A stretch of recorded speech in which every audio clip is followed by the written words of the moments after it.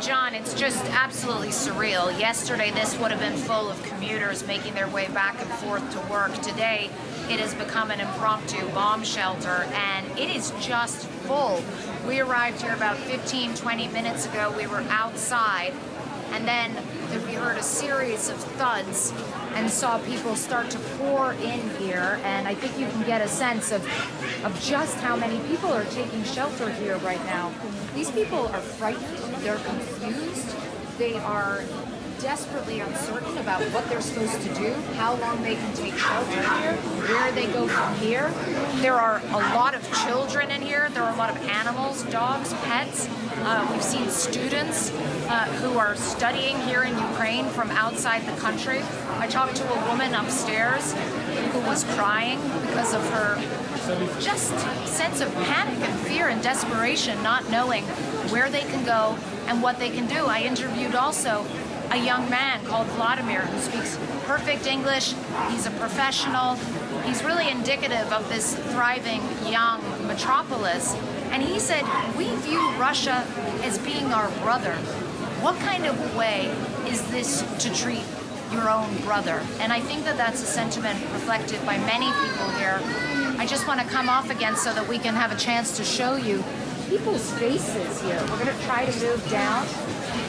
And you can see people have been waiting here, some of them for hours and hours.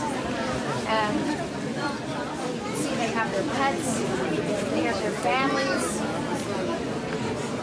And there's just no sense of what happens next. What is their new reality? Because the reality is here in Kharkiv, Russian tanks are making their way here, and nobody knows what their objective is. Are they going to surround the city? Are they going to occupy the city? We heard President Putin yesterday saying that they don't believe, that they have no intention of occupying the city. But there is so much uncertainty around this moment and such a paucity of information coming in about what people's course of action should be. The streets are largely deserted. We saw people buying... Hi, do you speak some English? Can you tell me, what are you doing here? Actually, we came here for studies. You came here for studies? Yeah. And what this morning, what was your reaction when you heard that? Actually, it's very horrible, very scary. And what have you been told to do? What made you come to the bomb shelter? We got some urgent news, like go to the shelter, stay the basement, so we came. And could you hear the bombing this morning? Yes, I think 1 hour back also we heard the explosions. I'll let you go, sorry. It's very crowded and a little bit chaotic down here, as you can imagine. You can hear the sounds of people's dogs barking. There's a lot of children. I don't know, Brent, if you just want to see over here. All schools in Kharkiv are closed today. And people have brought their children here for safety. They've got some snacks.